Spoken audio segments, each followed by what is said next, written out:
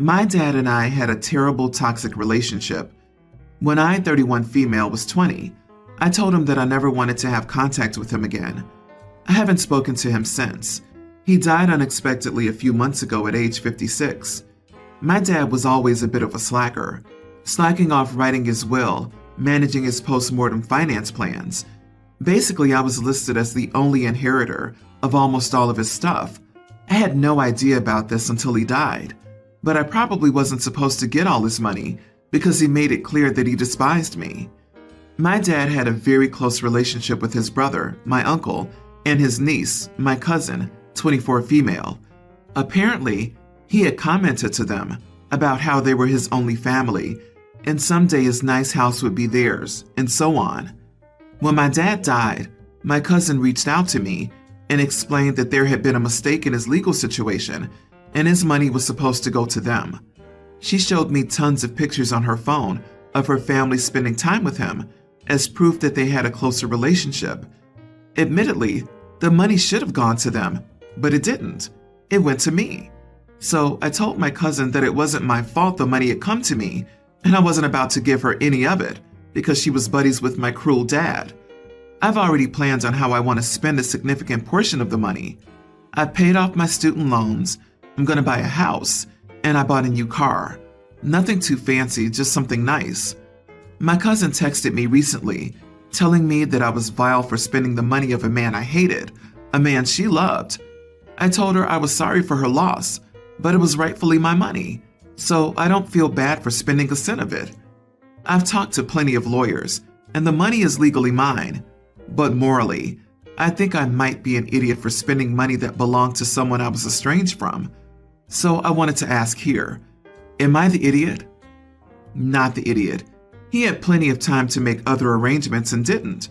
It sounds like they kept in touch with him because he had money to leave. Enjoy the money. It'll give you the security your father didn't. How does OP even know her father wanted them to have any money? Because uncle and niece said he did? Because they have pictures on their phone of them spending time with OP's father? That's not exactly the most reliable testimony. Yeah, that'll hold up in court. I was the inheritor of an estate. He would bring up concerns about me getting by after his death and gave me his will. Still, when he died, the spouse of another family told me he said he was leaving them money. I knew it wasn't true, but this lie has affected how I see this family branch. Some people will say or claim anything for money. They might have only been nice to him because they expected to inherit. On the other hand, maybe father strung them along and is getting the last laugh. Basically, who knows at this juncture? We only know father couldn't be bothered to spend 15 minutes filling out an instant will on his phone. The money is yours. Consider it compensation for having a crappy dad. Spend wisely. Also, cut contact with them. Only speak through a lawyer and make them make the first move. Any decent lawyer will tell them they have no case at all. If your dad was really that toxic, it also wouldn't shock me if this was his intention to ruin your and your cousin's relationship specifically because he knew it would cause strife for you after his death too. OP, you might be overthinking this. Certainly he probably didn't expect to die at 56, but he had enough foresight to write a will in the first place, so he could have made an effort to keep it up to date if that's what he desired. So please don't consider it an oversight. If not at his death, he wanted you to have everything at one point in his life and put that in writing. You were estranged, and your relationship was toxic, but perhaps he didn't despise you as much as you thought. It's your money now. My mom and my wife do not get along, and probably never will. I told my mom right off the bat that my partner was going to come first, and my mom said she understood that, but I couldn't make her like her, which set the tone for our current distant relationship. My wife is currently pregnant with our first child. My mom did make a brief appearance at the shower and gave, to be honest, a crappy gift. I know that sounds entitled, but based on her income, it was kind of crappy. On the other hand, my mother-in-law is over the moon and seems to think this is her do-over baby, so she talks about nothing but the baby. Both extremes are annoying, to be honest. Anyway, we saw my mom recently at a wedding, and we were all seated at the same table. Some people at the table were talking about my mom's upcoming wedding, making a big deal about it and asking many questions. My mother-in-law turned the topic back to the baby shower and then commented that my mom didn't seem excited. My mom laughed it off and said she was getting married. She literally doesn't care about anything else. I could see the hurt on my wife's face. My wife demanded to know who would say something like that. My mom said her wedding was much more exciting to her than someone else's baby. My mother-in-law was horrified and reminded my mom that it was her grandbaby. My mom said, yes, so not her baby, but her wedding. My wife mouthed to my mom, "I literally hate you." And that was the end of that. After we left, I told my wife I didn't think what she said was fair. They don't like each other.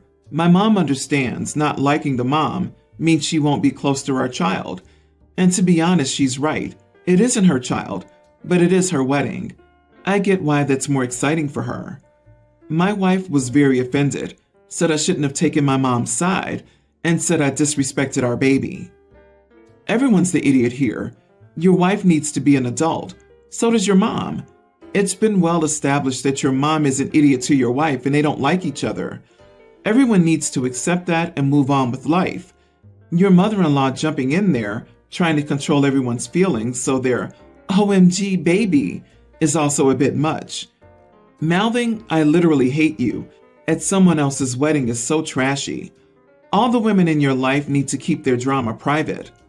And OP's entitlement, he has very little contact with his mother, which rightfully he should choose his wife over his mother, but then invited her to a baby shower and is disappointed because her gift doesn't reflect her income. So she isn't allowed to be a big part of their lives, and he admitted that he'll continue with the baby, but is still expecting to bring a gift. You are the idiot. You for entitlement and obliviousness. Bro, some of these comments are wild. People at the wedding were talking about the mom's wedding, so that's why she was talking about it. The mother-in-law started the actual argument, and she's the pot stirrer. I don't know why everyone is saying OP's mom started it.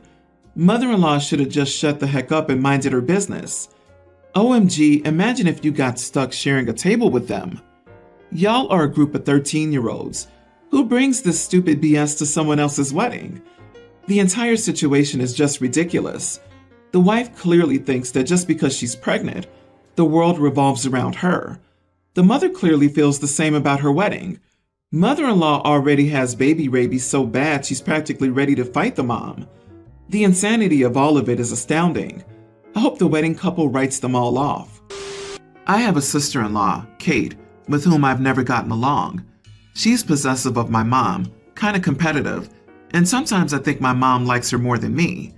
I'm getting married soon and will be wearing my mom's gown. It's beautiful, custom made, and has a lot of small beading and details. I'm in love with the dress, so I was devastated when my mom reached out and told me that the dress had been damaged due to Kate having a seizure. She has epilepsy while trying it on and spilling something. Now, I don't blame Kate for having a medical condition. The seizures are pretty well under control, so I'm sure it was unexpected and scary, but I was confused about why she was wearing it. My mom told me she told Kate to put it on so she could take pictures of her. I was grossed out and confused. My mom explained that it was sentimental, as it was her first dress, and she wanted to see Kate in it. She said she brought it to the best cleaner and would pay whatever, but I'm still angry and feel violated. I decided that I didn't want Kate at the wedding because I felt so creeped out that she put the dress on. My mom says I'm being unfair, as it was her dress first. Kate called me psycho and said it's okay because my mom told her to, and my brother's upset and thinks I'm being cruel because the seizure wasn't her fault. You are the idiot. Your mom owns and is still in possession of the dress. She's the one who suggested Kate try it on. Get your own dress that only has positive associations. Apologize to Kate. Tell your mom that you're disappointed because you thought the dress was a special thing for you and her, that you feel neglected or whatever it is that you're feeling, and work it out with her. Stop taking it out on Kate. Kate does suck because she instigates conflict with OP, telling OP's mom likes Kate more. That doesn't make Kate innocent in this. She's an idiot like the mom. Is Kate innocent in her medical condition? Absolutely, but this girl is knowingly causing drama and a rift. Not the idiot. No, I don't know why everyone's saying you're the idiot. Your mom told her to try on the dress. Uninvite them both. It's common knowledge that if a bride plans to wear a particular dress, you don't try it on yourself. Even if the mother begged her to try it on, she should have said no. It's so hard when a daughter feels their mom likes another girl more than them. I don't know how to judge this, but this situation seems fishy. Was Kate trying on the dress while holding a beverage and just had a seizure at that moment? Right? If the dress meant a lot to her mother too, she probably would have kept food and drink away from it while having it out. And wedding dresses typically take a little extra work to slip on, so I wouldn't even think of having a drink. I'm saying Kate planned this 100%. My wife is close to giving birth, and we're both super excited to welcome our baby girl into this world. However, the issue is that my 92-year-old grandfather is sick and will most likely pass on in the next week or so. He has been one of the kindest, best, and coolest people I've known, and he had a huge hand in raising me, so I want to fly over there in a couple of days to say goodbye and attend his funeral. My wife feels that this isn't as important as seeing the birth of my daughter if she went into labor while I'm gone, and while I know that the birth is extremely important, I really want to say goodbye, and this can't wait. So, am I the idiot? Not the idiot. Don't wait a couple of days. Fly there now, visit with him while he's still well enough to recognize you, and fly right home. Don't stay for the funeral. Life is more important than death. You've got a baby coming. People will understand, and those that won't aren't worth your time. Not the idiot. Is there anyone else who could be with your wife while giving birth and record it and put you on a video chat? If possible, have someone stay with your wife at home. Take a flight to see Grandpa and return the next day or the day after. I would skip the funeral. Sorry, but you are the idiot. I empathize with your situation. I just lost my grandmother. I also have given birth. Your wife needs your support. It's not about watching the baby being born. It's about being there for your wife during a potentially deadly medical event. Given how wonderful your grandfather is, I'm sure he would understand. People saying not the idiot seem to think birth happens the way it does on a sitcom. A few groans and a healthy, clean baby emerges to oohs and ahs. It amazes me how guys don't understand what women go through giving birth. I know many guys who want their hands held, going in for some small procedure, or even going to the dentist. They really don't comprehend that the mother has to grow a person inside them and then push it out. The person giving birth should absolutely come first in every decision. It's honestly a really shocking disregard for women's needs and feelings, especially the person who said to have someone video it. Like, who cares if he watches a video of it later when his wife is going through this potentially terrifying experience all alone? Oh, sorry, not alone, with a videographer and an iPhone shoved between her legs so her husband doesn't miss out. Update. Am I the idiot for wanting to go somewhere while my wife is almost due? Thanks for the support on this. I took today off and began the drive to my grandfather's town around 2.5 hours ago. My wife is at home with my sister-in-law and mother-in-law, and my brother-in-law and her best friend live like 5 minutes away from her, so she's fine. She was pleased about this compromise and gave me a go-ahead since she knew how close I was to my grandpa. I'm at a rest stop for lunch right now, and the plan is to get there at around 5 in the evening, talk to my grandfather and say goodbye to him, then drive back home and be there around midnight. I was speaking to my wife and mother-in-law, and they said it would be nice if my grandfather picked out my daughter's name as a connection to him for her after he passed on. Edit. I talked to my grandfather. It was super emotional, but it seemed like he enjoyed it, as did I.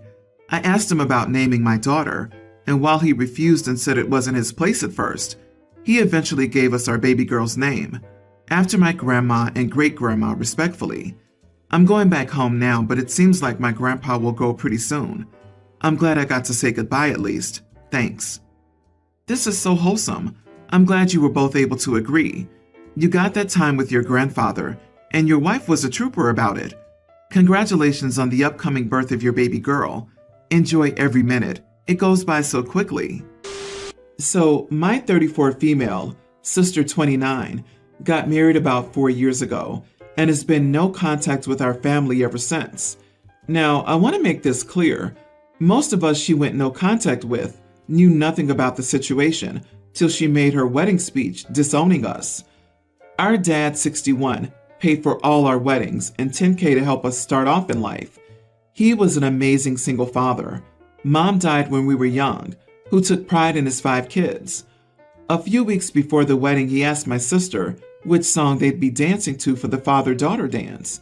She told him she wouldn't be taking part in any silly misogynistic traditions, and my father told her he wouldn't be paying for anything else since she was such a strong, independent woman. They ended up falling out and she banned him from the wedding. To add insult to the injury, she had her maid of honor walk her down the aisle. Other crap went down at the wedding, but she basically disowned us. A few weeks ago, my sister randomly messaged me. It started off light, like asking me about my kids and her showing me pictures of her children. Then 3 days ago, she gave me the real reason why she contacted me.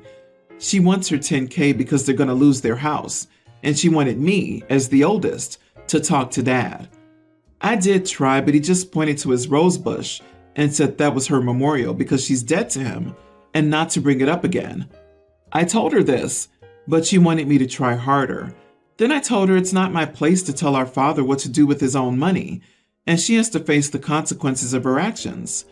She blew up at me, telling me her kids were going to be homeless, and then asked me to help her. Our other siblings blocked her the second she messaged them. I then asked her if she would even be speaking to me if she didn't want money. She then started begging, but I've left her unread since. Am I the idiot? Not the idiot. Your sister made her choice in life and disowned her entire family, and has been no contact for 4 years. By disowning your dad, she forfeited the $10K gift.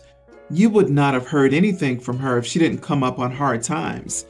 It would be best if you did what your other siblings did and block her. If she truly wants help from your dad, she needs to pull up her big girl panties and talk to your dad herself. She can't try to use her kids, whom you've never met, to garner sympathy and help from you. Your sister was massively entitled with her attitude. She could have the wedding she wanted, but then don't expect someone else to pay for it. And cutting contact with everyone over this showed how little she cared about her family. Now she comes asking for money, with not even an apology for her actions. She's lucky that's all you said. Shame on her.